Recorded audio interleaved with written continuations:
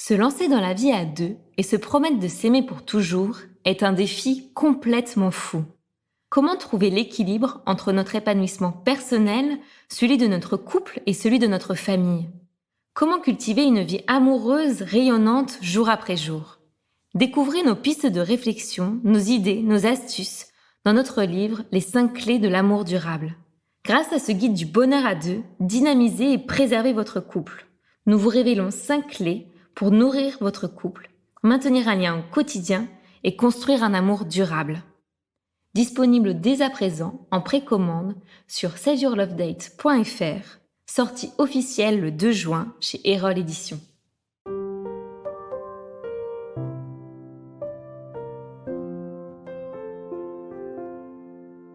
Bienvenue sur Au cœur du couple, le premier podcast qui vous donne la parole sur votre vie de couple. Je suis Swazi Castelnerac, créatrice du concept Save Your Love Date. Je suis Marie-Lise Richard, psychologue spécialisée en thérapie de couple.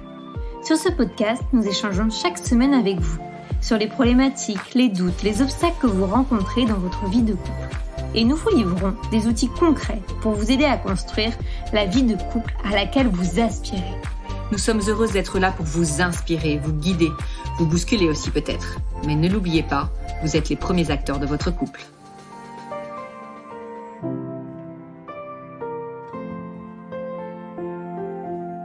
Nous accueillons dans cet épisode Marine, 31 ans, en couple depuis 5 ans avec Anthony.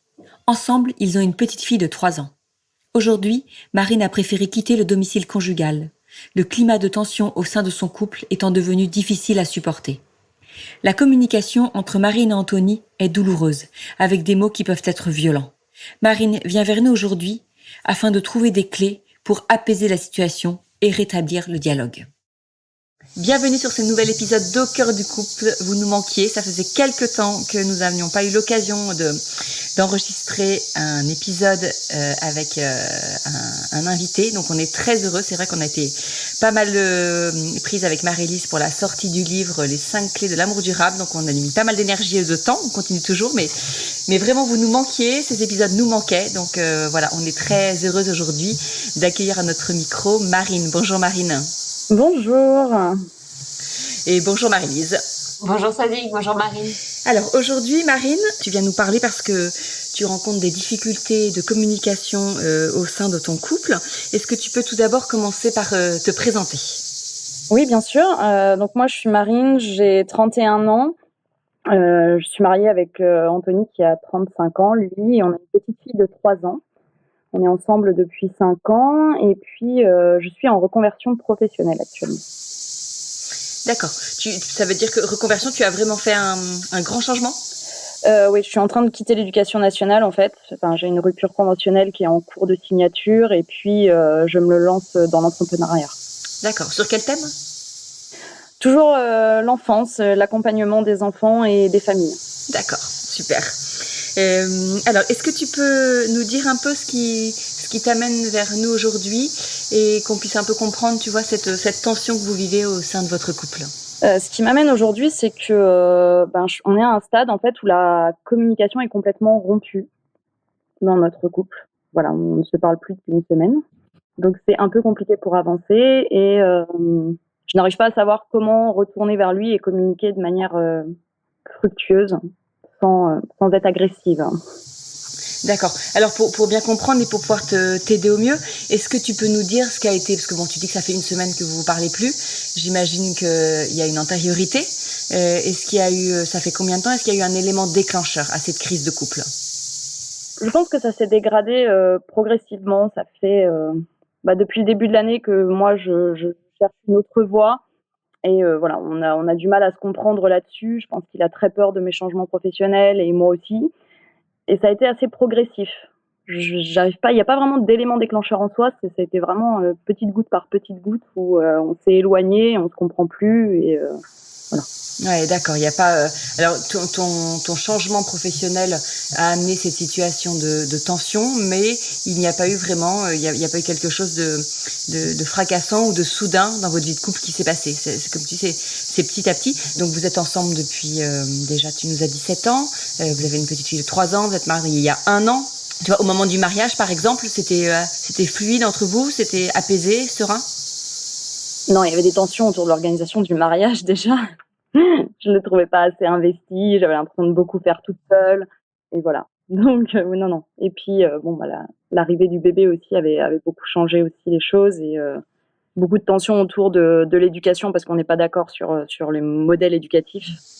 D'accord. Donc voilà. C'est quelque chose, l'arrivée de votre enfant, c'est quelque chose à laquelle vous étiez préparé, vous aviez communiqué, parlé pas mal avant la conception, avant son arrivée? Pas vraiment en fait, non. Je me rends compte maintenant que finalement, l'arrivée d'un enfant, ça aurait pu se préparer autrement. Voilà, on avait, autour de nous des amis qui ont eu des enfants dans les années précédentes, donc on avait un regard sur ce qu'eux, ils faisaient ou la manière, voilà, dont ils géraient, on disait: «Ouais, bon, non, on est d'accord sur certaines choses», mais on pensait pas enfin voilà, il y a forcément plein de sujets qu'on n'avait pas anticipés et qui compliquent le quotidien aujourd'hui. D'accord. Et le mariage, il y a un an, qu'est-ce qui a été déclencheur de ce mariage? Il y en a un des deux qui a pris l'initiative, vous avez une envie commune, vous aviez un objectif avec ce mariage? Non, c'était à la base une envie commune. Enfin voilà, moi j'avais envie de passer par cette étape et puis il a fait sa demande en mariage pour mes 30 ans. D'accord. Et c'est quelque chose que vous avez travaillé, ce mariage, en dehors du matériel, du côté matériel? Est-ce que ça vous a amené à vous re-questionner l'un sur l'autre, à prendre du temps pour, tu vois, vous découvrir, vous redécouvrir, vous reposer des questions? Alors, on a eu une préparation au mariage avec la paroisse, puisqu'on s'est mariés religieusement aussi. Donc là, ça nous a incité à nous poser quelques questions, mais c'est vraiment quelque chose que mon mari, il aime pas faire, en fait. Donc j'avais un peu l'impression de me poser des questions toute seule, moi voilà, déjà là, moi de me livrer et de pas avoir de répondant en face. Ouais, d'accord. Donc ça n'a pas été l'occasion de conversations plus profondes, plus abouties entre vous deux? Non. Et pas autant que j'espérais en plus, parce que j'avais un peu cette attente de me dire on va poser des bases et tout. Voilà, une des thématiques qui était abordée, c'était justement les projets, qu'est-ce qu'on en fait de ce mariage, etc. Et voilà, ça va pas très loin dans la discussion. Tu lui avais exprimé ça? Oui, ouais, je lui avais dit, mais même globalement déjà pour préparer le mariage, choisir des textes, choisir des chansons, etc. C'était toujours bon. On se pose 5 minutes, une demi-heure, une heure, et en fait, j'attendais. D'accord. Il n'arrivait pas. Ouais.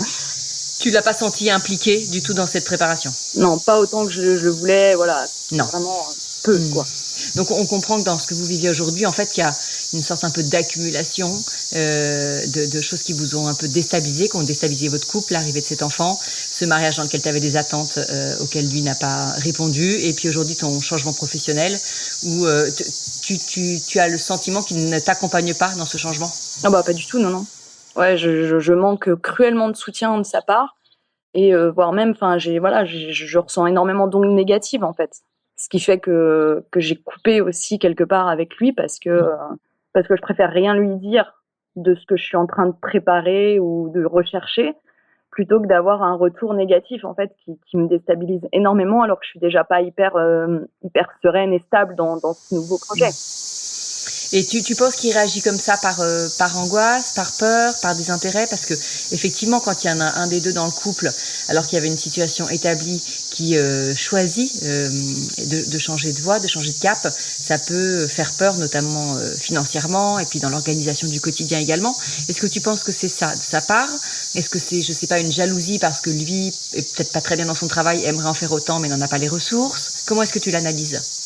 J'avais pas envisagé la jalousie. Je pense que c'est de la peur déjà parce que du coup, ben financièrement, pour le moment, je crée une instabilité clairement et de l'incompréhension parce que j'étais fonctionnaire, donc je pense qu'il a pas. Je sais, j'ai peut-être pas su lui transmettre, mais en tout cas, il a peut-être pas notion d'à quel point j'étais pas bien dans mon métier et que j'avais vraiment, enfin, que c'est nécessaire pour moi et pour mon bien-être de changer. Et ça, tu penses qu'il n'en avait pas forcément notion de ce mal-être que tu avais dans Poste? C'est pas quelque chose que tu lui transmettais? Pourtant, enfin voilà, j'ai été régulièrement en arrêt parce que justement je faisais des burn-out, je supportais plus. Mais dans son retour qu'il me fait, ça me donne la sensation de non mais ça va, c'est largement supportable quoi. c'est pas pire. Ouais. Oui, d'accord. Donc tu ne ressens pas un soutien et donc aujourd'hui concrètement, tu nous l'as dit, tu as quitté la maison parce que vos disputes sont devenues assez violentes. C'est-à-dire quand tu dis violence, c'est une violence verbale?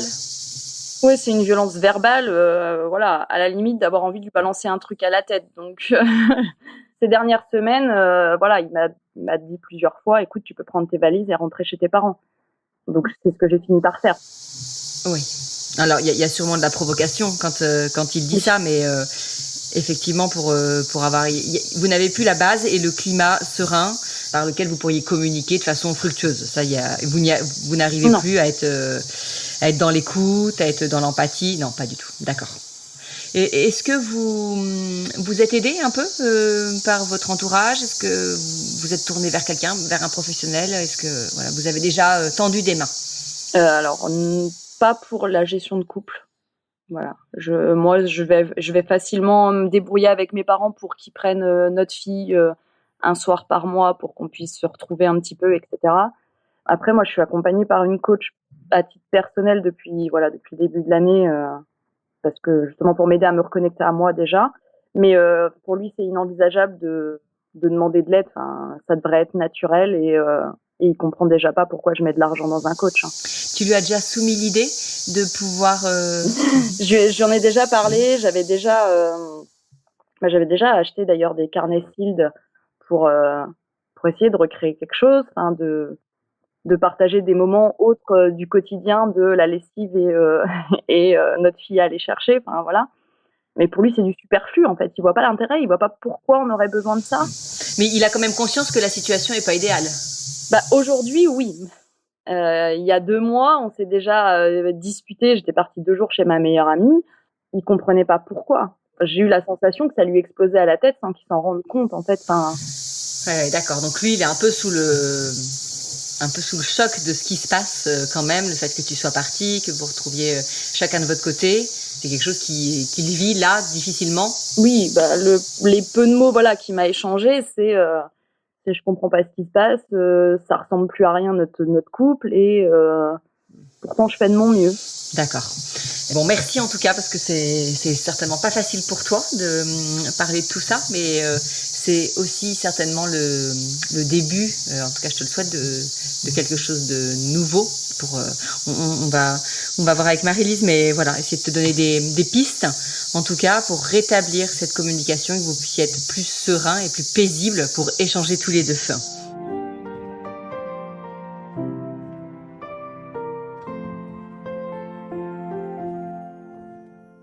Marine, merci beaucoup d'être intervenue parce que je me dis que vous êtes tous les deux là vraiment dans une situation de crise et je pense que ça va être à la fois hyper stressant et douloureux. Enfin, quand on est en situation de crise, l'aspect qu'il faut pouvoir se dire, c'est qu'une crise, ça dure jamais dans la durée. Une crise, ça implique une intensité à un moment, mais on peut pas être en crise toute une vie. Donc, faut se dire que là, c'est un moment difficile, mais il va y avoir un après, ça c'est certain.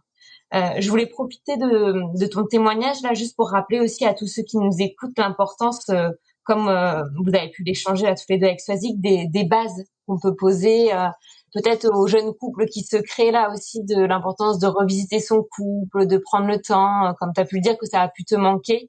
Et je me dis peut-être que vous en serez pas là, peut-être que vous auriez fait d'autres choix, peut-être que toi t'aurais fait d'autres choix. Mais vraiment, hein, tous ceux qui nous écoutent, hein, même si l'un des deux ne veut pas, il faut dire que c'est quelque chose d'obligatoire, enfin, qu'il faut s'imposer pour pouvoir continuer. Je pense que c'est vraiment important de pouvoir visiter ensemble ces projets à plus ou moins long terme, qu'ils soient personnels, professionnels et familiales, pour pouvoir avancer sereinement après. Donc ça déjà forcément ça a pu vous manquer. Moi quand je t'entends en fait la première chose qui me vient à l'esprit c'est j'ai envie de te dire Marine et aux personnes qui peuvent être dans la même situation, c'est se protéger. Comment tu vas pouvoir te protéger là de la situation? Ce que je me dis c'est qu'en t'extrayant du domicile, c'est peut-être ça déjà que tu as voulu faire, te protéger de nos relations qui est peut-être toxiques, hein, là je sais pas, mais qui en tout cas te mettaient à mal et te faisaient beaucoup souffrir, là où tu es dans une période de ta vie où tu as besoin de beaucoup d'énergie pour pouvoir donner de toi, te trouver professionnellement. Et je trouve qu'on peut te féliciter, déjà parce que c'est pas une décision facile de quitter le domicile conjugal, mais je pense que c'est la meilleure chose que tu aies pu faire pour toi te protéger et peut-être protéger ta fille. Donc vraiment, Ça, c'est important. Il faut pouvoir se dire aussi qu'est-ce que je peux faire à un moment quand c'est compliqué pour pouvoir me protéger et ne pas être en souffrance tout le temps. Je suppose, hein, là, tu dois beaucoup souffrir de la situation, mais au moins ça te permet un répit de pouvoir t'extraire, pour pouvoir penser, réfléchir, à t'être reposé, de pouvoir prendre de la distance avec ce qui se passe et pour pouvoir te centrer sur toi, tes besoins en tant que femme, en tant que professionnelle. Là, tu parles d'un projet professionnel, mais je me dis aussi en tant que mère, parce que l'on n'en a pas parlé, mais je suppose que tu as aussi beaucoup d'interrogations, parce que c'est le père de ta fille aussi, donc il doit y avoir ça aussi qui doit cheminer dans ta tête. C'est quelle place il va avoir, comment vous allez faire. Et c'est quand même beaucoup plus facile de réfléchir quand on n'est pas dans un contexte malveillant. Donc ça vraiment, pour ceux qui sont dans des situations similaires, pouvoir prendre le recul comme tu as pu le faire, d'aller chez ta meilleure amie un week-end, voire s'extraire plus longtemps si c'est nécessaire. Mais je pense que c'est quelque chose de vraiment important.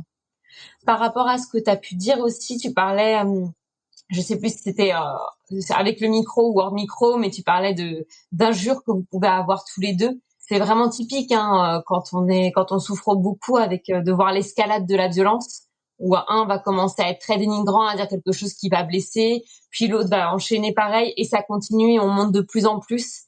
Et ça, c'est vraiment typique quand ça explose. Et c'est assez horrible parce qu'à la fois on fait beaucoup de mal à l'autre et à la fin on n'est plus du tout objectif. Ou le seul objectif, c'est qu'est-ce que je peux dire de plus méchant encore pour pouvoir le blesser encore davantage. Et ça, c'est vraiment typique de l'escalade de la violence. Et moi, ce que je peux t'inviter à faire, si tu veux rediscuter avec lui, c'est comment essayer de casser cette escalade de la violence. Donc, comment est-ce que vous allez pouvoir, toi, parce que là, il n'est pas là, donc on ne peut pas lui dire, mais comment est-ce que tu vas pouvoir casser et ne pas rentrer, toi, dans ce scénario de violence. Donc, ça peut être tout simplement, si il t'injure, comment tu peux aussi, toi, avant, t'entraîner à te dire, bon, il m'injure, il me dit quelque chose qui n'est pas objectif, je ne réponds pas, je ne dis rien. Parce que tu sais que si tu embrayes avec quelque chose, hein, qui va quand même parler de ta souffrance, ça va renchaîner, ça va être encore plus douloureux au final pour toi. Pour au final avoir dit juste 2-3 mots qui t'a peut-être libéré dans l'instant pendant 2 secondes, mais qui sera pas du tout productif. Ça vraiment, à pouvoir essayer de visualiser cette escalade de violence. Et en amont, ce que tu peux faire déjà, ça va être plutôt lister concrètement les choses dans votre quotidien qui étaient difficiles pour toi ou que tu souhaiterais là aujourd'hui. Par exemple, comment on va se répartir la garde de notre fille, comment on fait là pour l'appartement. Lister plutôt des choses objectives que tu voudrais échanger avec lui. Et je me dis, là, j'ai pensé à plusieurs idées. Ça va être, est-ce que, si c'est compliqué quand vous êtes que tous les deux, est-ce que vous avez un ami neutre qui peut être présent lors des premiers échanges si c'est possible, ou un professionnel? J'entends que pour lui, la réflexion, tout ça, c'est pas possible. Ou enfin, c'est pas possible, j'ai caricature peut-être, mais en tout cas, c'est compliqué. Ce qu'il faut savoir aussi pour les personnes qui nous écoutent, c'est qu'il n'y a pas que des thérapeutes de couple qui peuvent aider les couples. Il y a aussi, ça peut faire moins peur à certains couples, il y a les médiateurs familiaux, un médiateur familial ou les conseillers conjugaux qui peuvent aussi être présents. En fait, ils sont pas formés autant à l'aspect psy qu'un psychologue ou un thérapeute, mais ils ont des techniques de communication et ils peuvent au moins vous permettre de communiquer avec plus de facilité. Et l'avantage, c'est qu'il y a un tiers neutre dans un lieu neutre. Et je pense aussi qu'il y a votre fille au milieu, c'est pas rien. Donc, c'est quand même important. Je pense que tu peux lui proposer aussi une rencontre comme ça avec une personne tierce en amenant la question de votre fille. Parce que ça, c'est pas quelque chose où on peut juste se dire on fuit et puis on parle plus en fait. Il va bien falloir quand même aussi parler de ça, de comment vous pouvez gérer la situation avec votre fille qui est au milieu.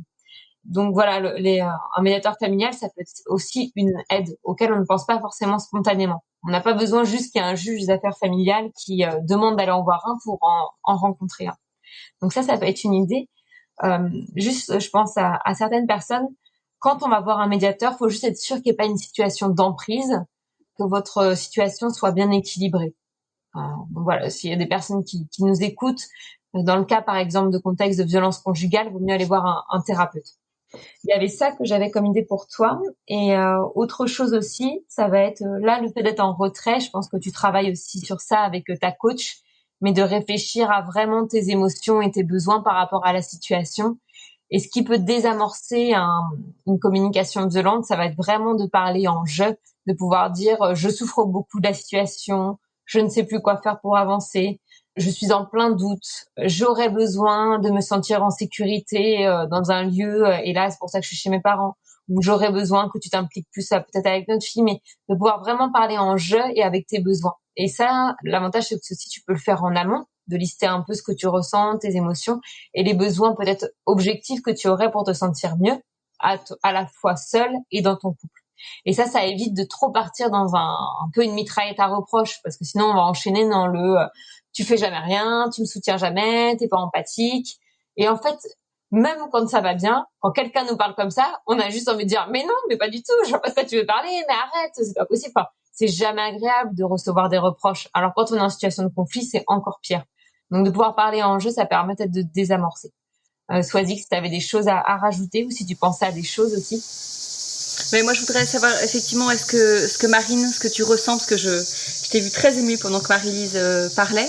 Peut-être qu'effectivement, quand on te donne ces clés, ça te paraît pas suffisamment concret, mais je pense que, en fait, là, vous êtes à un moment assez charnière de votre relation, et c'est qu'il va falloir que tous les deux, en fait, vous preniez conscience de la situation, ça, il semble que ce soit fait, mais que vous soyez acteurs, en fait, de savoir aujourd'hui, il faut qu'on réussisse en fait à mettre de côté toutes nos rancœurs pour être l'un en face de l'autre et pour pouvoir parler posément. Et comme disait Marie-Lise, évidemment, en pouvant exprimer ses ressentis, ses manques, ses besoins. Alors évidemment, je dis pas là comme je le fais beaucoup pour Save Your Love Date, de sortir la bouteille, les bougies, parce que c'est pas du tout le climat. Mais même peut-être vous retrouver dans un endroit neutre, mais vous mettre d'accord dès le départ, prendre une décision vraiment d'adulte en disant, écoute, on met tout de côté, notre façon de parler, nos rancœurs, la violence qu'on a intérieurement, et on parle pour savoir ce que l'on veut, là où on veut aller. Alors, toi, Marine, tu sembles effectivement prête à le faire. Après, il faut, je pense, exprimer envers ton mari aussi, qui ressente que peut-être que tu as confiance en lui pour ça, tu vois. Alors, c'est peut-être pas les signes qu'il t'a donné depuis le départ, d'après ce que tu nous as dit, mais qu'il puisse... tu vois, ressentir ça de ta part et qu'il prenne du coup lui confiance en lui pour faire cette démarche, tu vois, que tu l'en sens capable, parce qu'il a certainement, ton mari, un manque de confiance en lui, avec tout ce que tu as pu nous décrire. Donc voilà, tu vois, qu'il puisse entendre dans tes paroles, et puis quand vous serez l'un en face de l'autre, peut-être dans ton regard, que tu es là et que tu sens que vous pouvez y arriver, en tout cas à parler posément. Parce que ça, je pense que c'est la première étape, c'est même pas d'essayer de voir... tu vois, de parler de tout ce qui n'a pas été entre vous, de parler d'une démarche de pardon, mais c'est rien que ça, de rétablir une communication qui soit positive et fructueuse.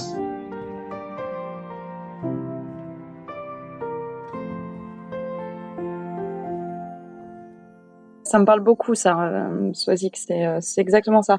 J'ai été émue au début parce que je me suis sentie comprise du pourquoi je suis partie. En effet, c'était vraiment... En fait, c'est ça, au fond de moi, j'avais vraiment besoin de couper avec cet environnement qui devenait trop insupportable pour moi.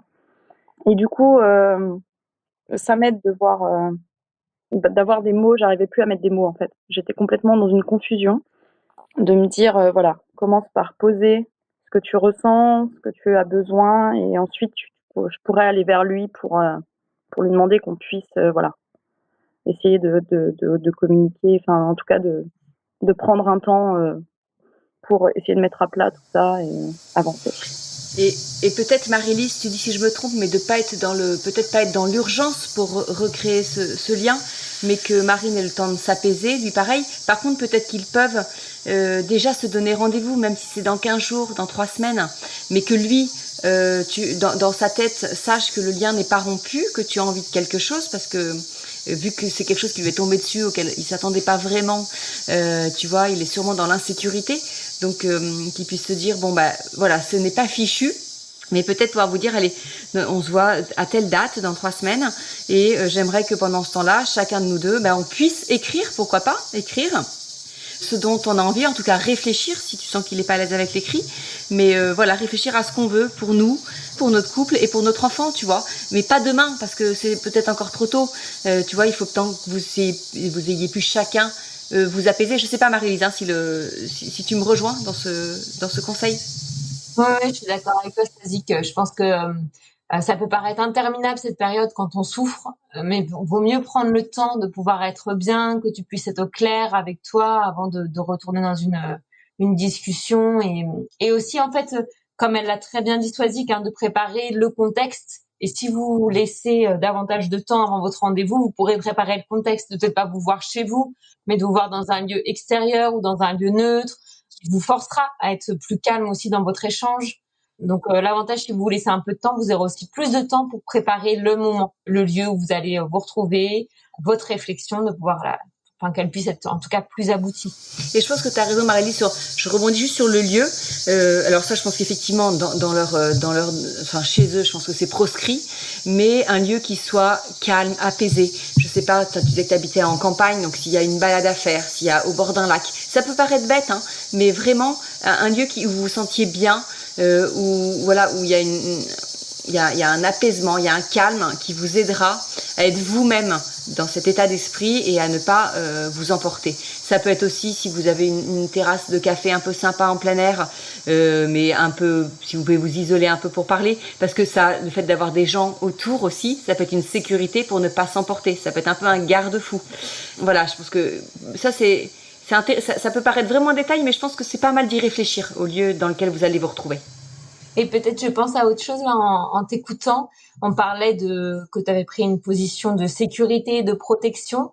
Et moi, je pense à cette violence, à cette escalade de violence, dans l'agressivité. Qu'en amont aussi, tu puisses te dire, avant la discussion que vous allez avoir, à quel moment ce sera trop pour moi et qu'est-ce que je ferai pour me protéger.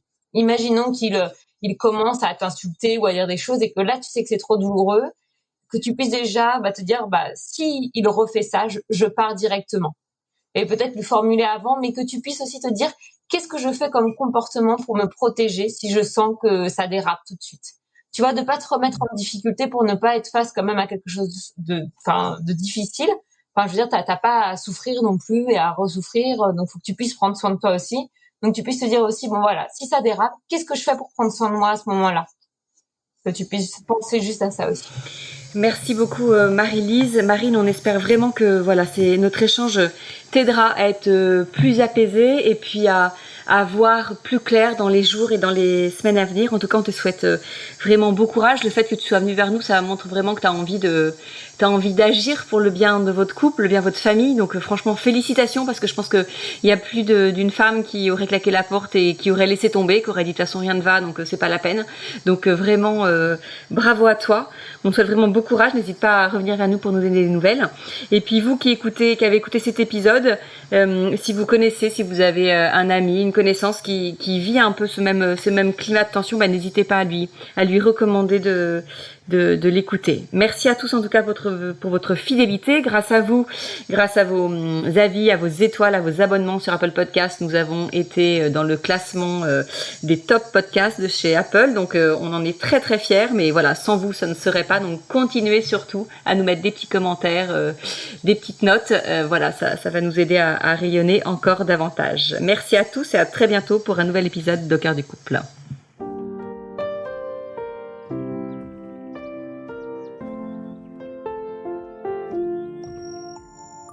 Si vous aussi vous rencontrez des difficultés dans votre vie de couple, venez nous en parler.